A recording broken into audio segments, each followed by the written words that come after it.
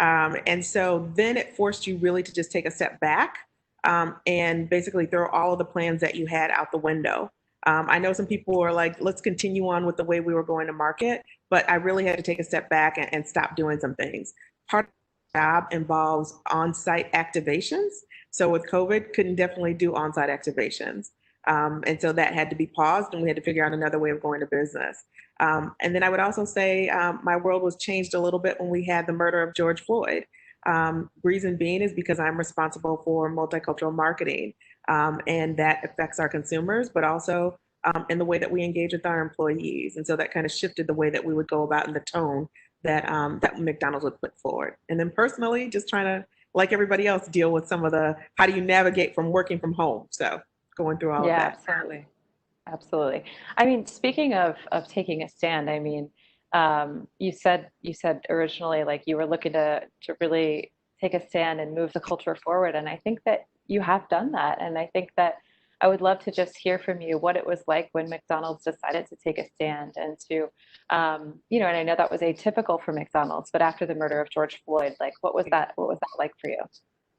Yeah, well, I think it even though it really shone light after when McDonald's decided to put a statement out there called "One of Us."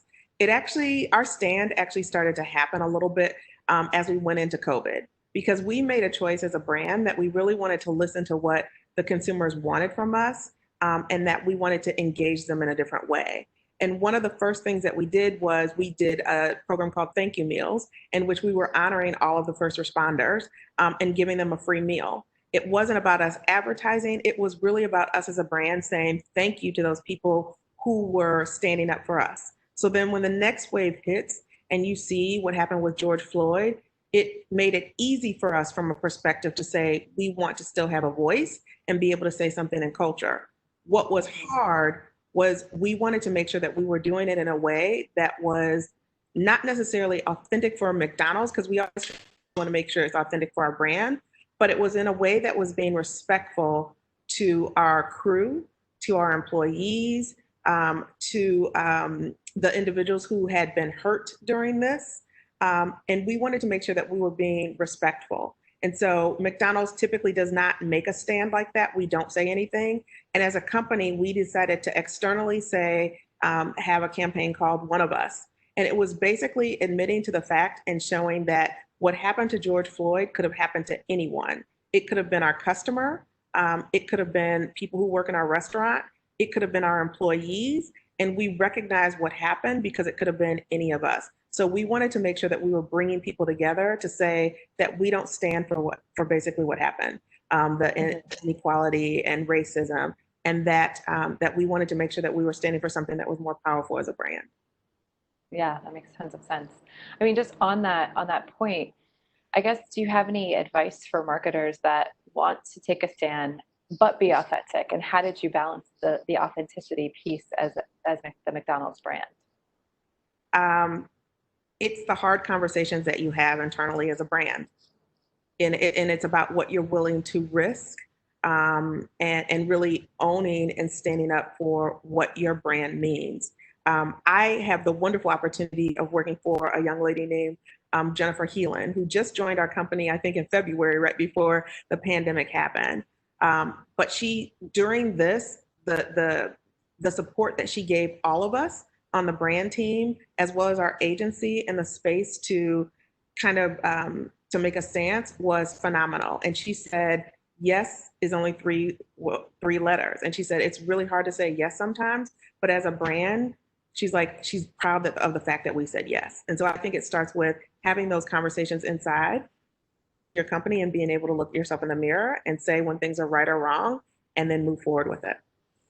Yeah, that makes a lot of sense. Um, McDonald's has a long history of partnering in communities and the communities in which they operate. I'd love to just get your sense for how have you engaged with the community and what's that kind of dialogue been like for you in the past few months? Yeah, it's funny that you say that because I see all sorts of brands right now coming out and making statements about what they're going to do in the community. And for McDonald's, it was a little easier because we are so integrated in terms of the communities that we serve. And that has been part of our DNA from when we started as an organization. We try to, or as a company, we try to make sure that we are reflecting the communities in which we serve. So whether it is the people who work in our restaurant, whether it is the franchisees who own the restaurant, or even the people who work at corporate America. So when this happened, we already had platform in which we had been serving the community. So number one, our diversity and inclusion team partners well with our brand and content team to make sure that we are investing in specific organizations as they are trying to serve the community, such as the YWCA, such as the National Urban League, NAACP. So when this incident happened and we had to make a decision about who we wanted to partner with, we chose to partner with the organizations who we have partnered with for years and had a strong hold in. We also have a platform that is called Black and Positively Golden that was refreshed last year. It was the first time that campaign had been refreshed, I think, in more than 15 years. So we started this over 15 years ago of investing in the African American community and talking about Black excellence. But last year it was refreshed by my predecessor, and it allowed us to continue on with that story of Black excellence in the community and the way that we serve. That makes sense. And it also helps you to stay authentic, as we originally started talking about, when you've already been partnering with these organizations. Correct. And I know that, Black and Positively Golden just partnered with the HBCUs. Yes. Yes. So within McDonald's organization, our franchisees believe in giving back, and they believe specifically in supporting education. So historical Black colleges and universities is something that we've done where we will do an activation on site. Like we will go on to their campus during homecoming. We will make sure that we're celebrating with them.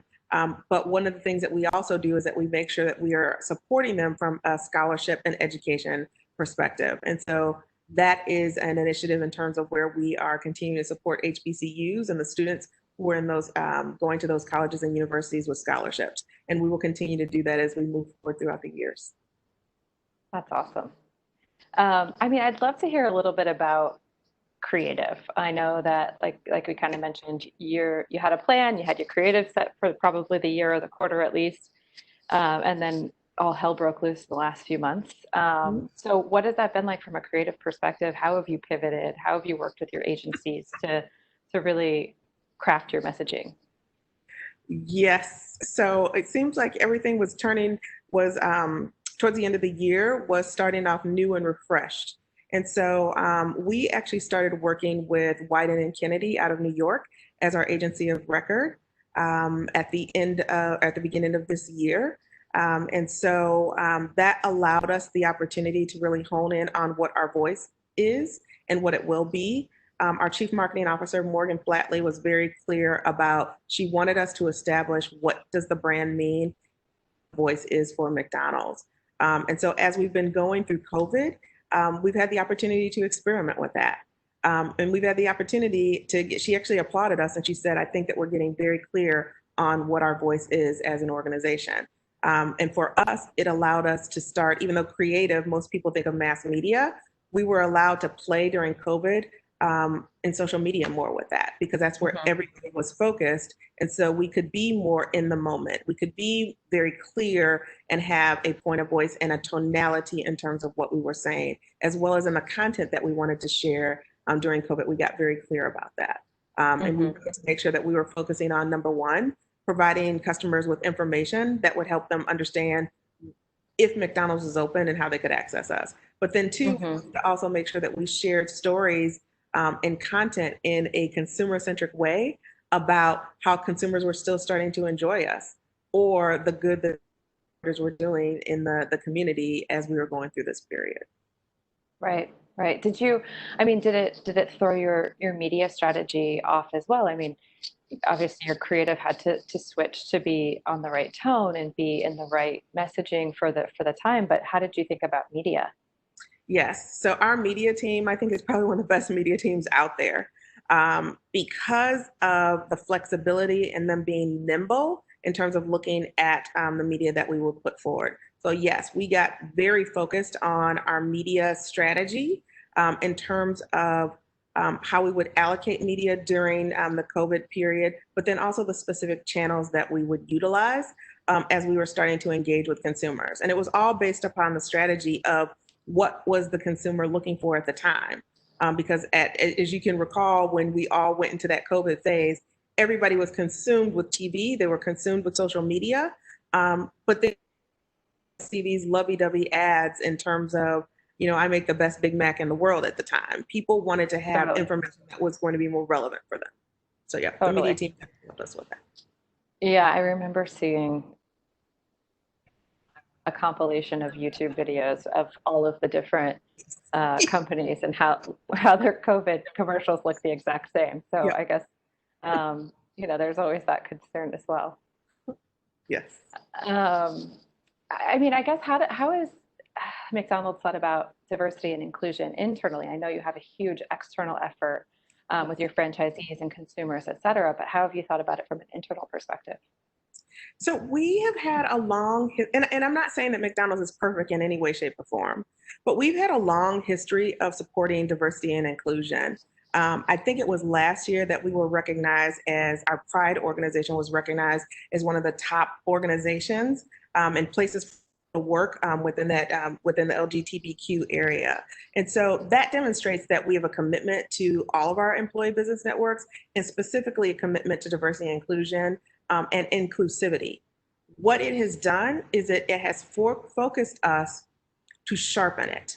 So first of all, we had to make sure before we said anything externally to our customers that we were focused on internally to our employees and making sure that we could have those crucial conversations, allow people to express whatever frustrations they had, allow them to also express whatever solutions that they had, so that we could heal as a company and be able to express externally what we were feeling internally.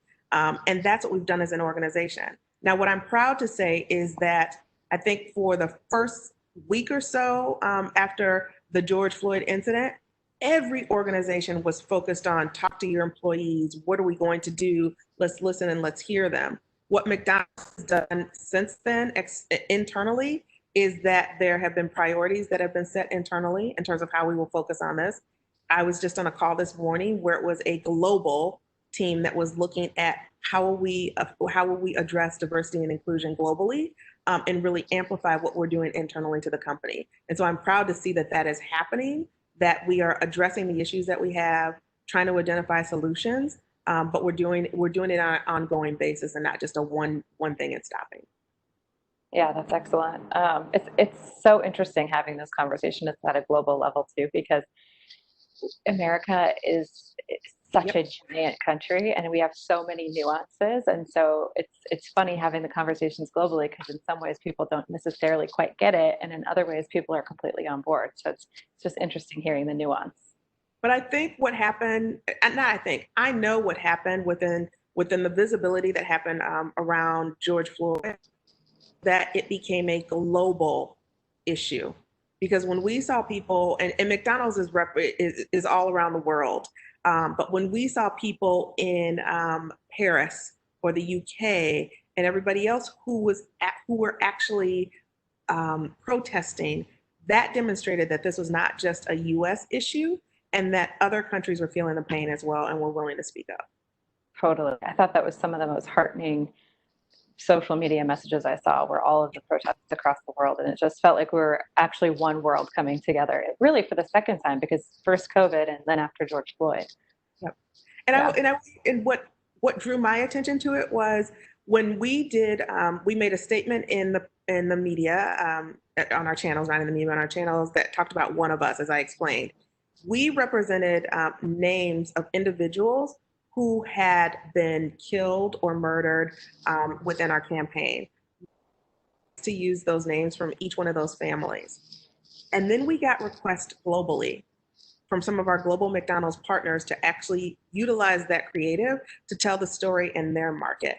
And they were actually asking, can we actually change the names, because we have individuals in our market who this has happened to, and we'd like to make sure that we're reflecting them. So that's what really showed me that this was a global issue, not just a US issue. I didn't know that. That's awesome. That gives me chills on my arms thinking about that. Well, I would love to just switch gears a little bit and talk to you about, because I know experiential is one part of your role. So obviously, experiential is changing. I would love your thoughts on like where are we going from here? What does experiential look like for McDonald's from here on out? Yep. Um, yes. So this is the most fascinating part, I would say, of my job, right?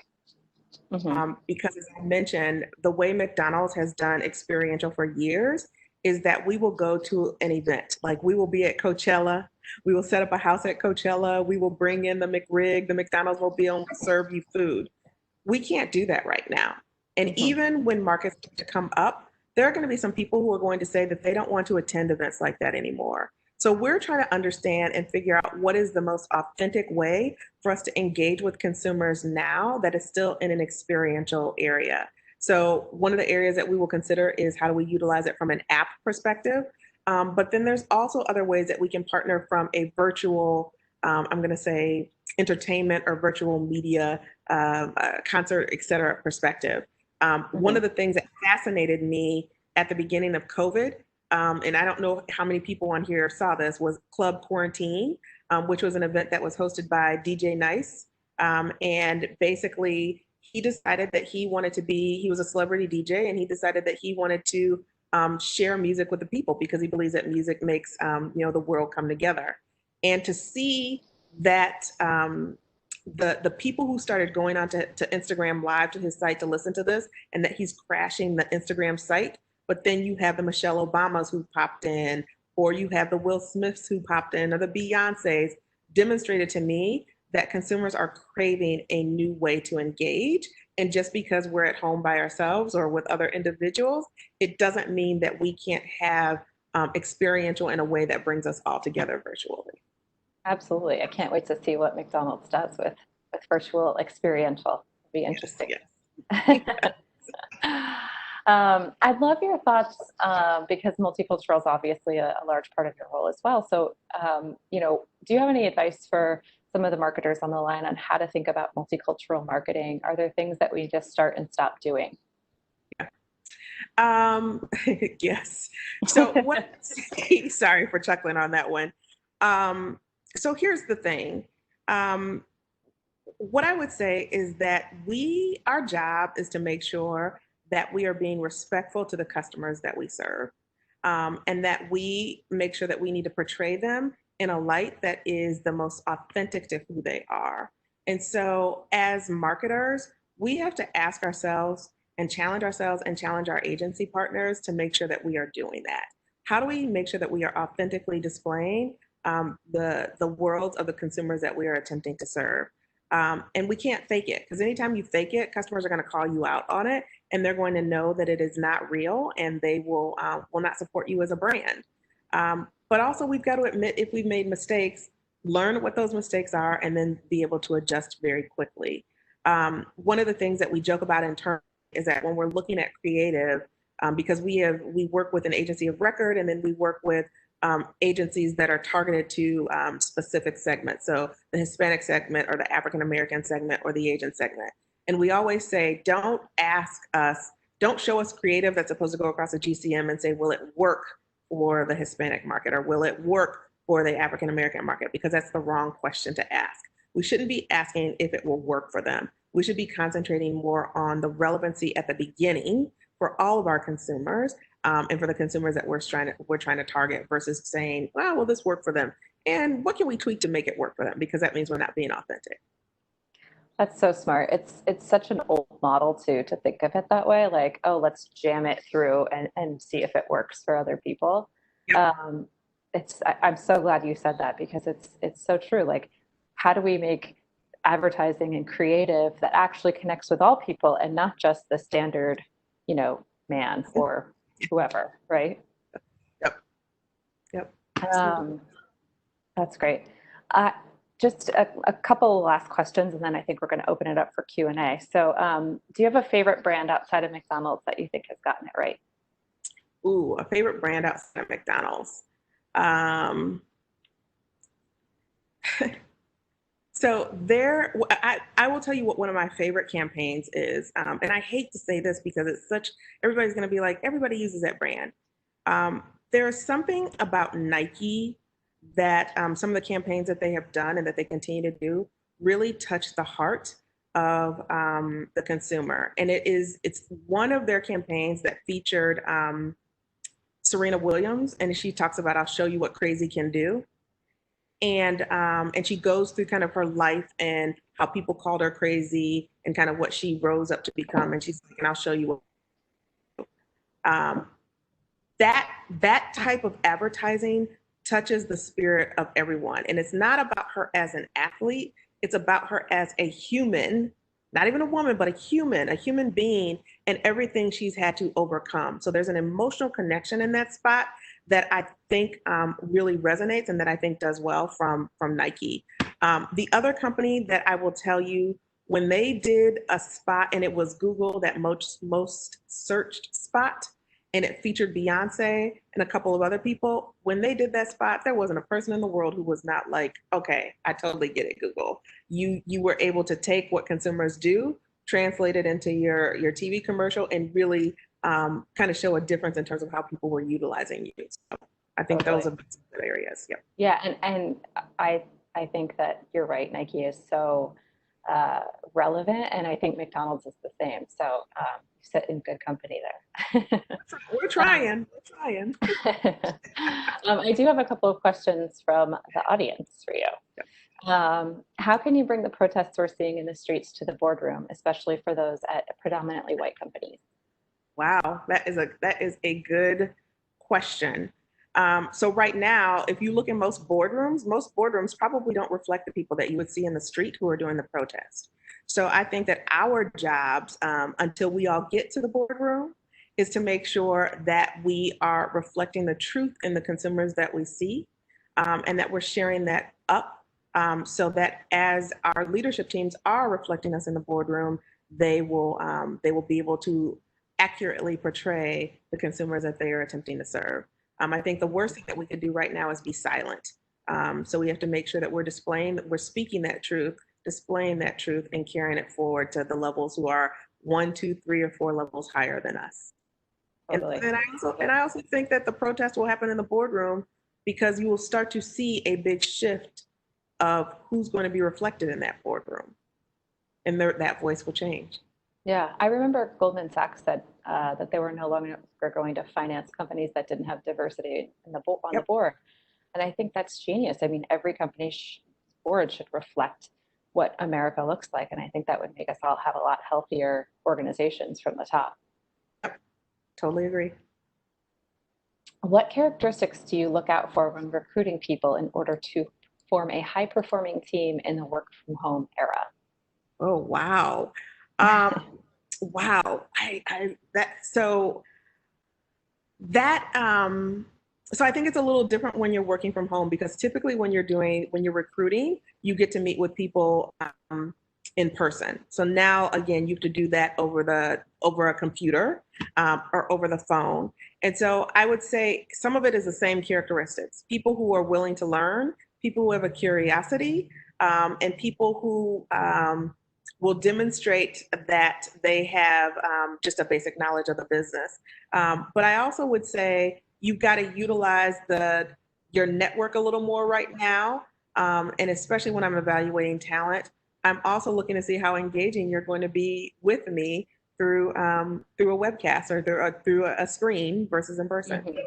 Yeah, totally. How do you think marketers can structure their teams to recruit highly coveted talent for an era that demands an increasing array of skills? Wow. So I think that you're going to have to.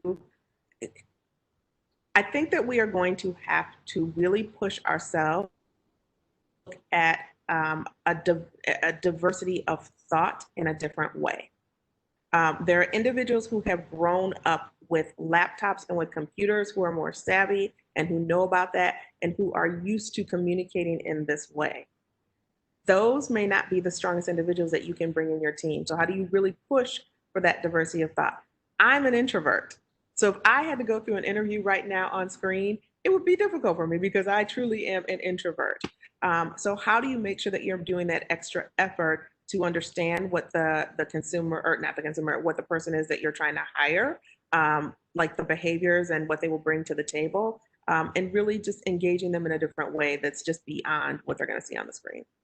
And I'm going to tell you there, and I feel like right now, it's okay to take risk on individuals. Yeah. It's okay. They may not meet the package that you thought originally in paper, but it's okay to take risks. You can train people to do various things. Yeah. I love it. Well, Liz, it's been an absolute pleasure talking with you. I thank you so much for joining me in this conversation, and I think we're at time. So thank you. It was wonderful chatting with you again today, Lauren. It's good to see you. So, Scott, are you there? They just brought me back on. All right. Well, Liz, I have to tell you, you do a marvelous job on camera for an introvert. So I don't know what your secret is. Trust me, I'm an introvert. I do like your bow tie. I wanted to tell you that